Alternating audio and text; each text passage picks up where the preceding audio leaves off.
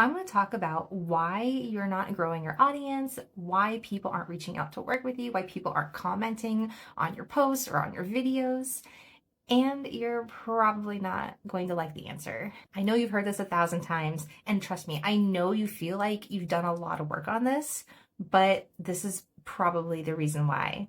You don't actually know your ideal client as well as you think you do. Every client I have ever worked with in the 15 years I've been in business has had some work to do on their ideal client, on their target audience. There's always some little piece of the puzzle that they don't know as well as they should. And that little piece is what's stopping them from breaking past that ceiling and getting to that next level. Knowing your ideal client is about so much more than demographics or filling out some sort of like persona worksheet.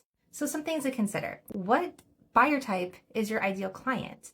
What kind of content resonates with them? What makes them take action? Because there are a few different types of buyer types out there. It's part of sales psychology, and different things motivate them and different things trigger them to reach out and to, take action in getting to work with you. Most of the people that I work with can't tell me exactly which type of content is the type of content that gets their ideal client reaching out to them. What type of messaging resonates most with your ideal client? What type of messaging are you using? You need to be using the language that your ideal client uses. Just because you know the technical term and you know the root cause of a symptom that they may be experiencing doesn't mean that they do. So you have to talk about problems, challenges, aspirations.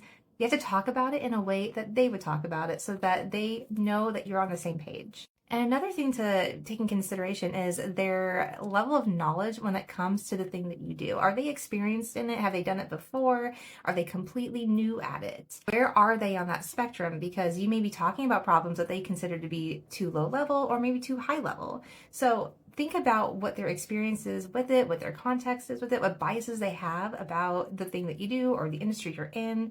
These are things that you'll need to consider because it influences how they perceive your messaging. So yes, once again, we are back here working on our ideal client, but it is something that you continuously have to do. You always need to be having a pulse on your audience, on your clients, figuring out how they talk about things, what problems they're having. You have to make sure you're keeping tabs on all of it. And it's really important to be doing this all the time. All right, make sure and follow for more tips on building your brand authority so you can attract more perfect fit clients right to you.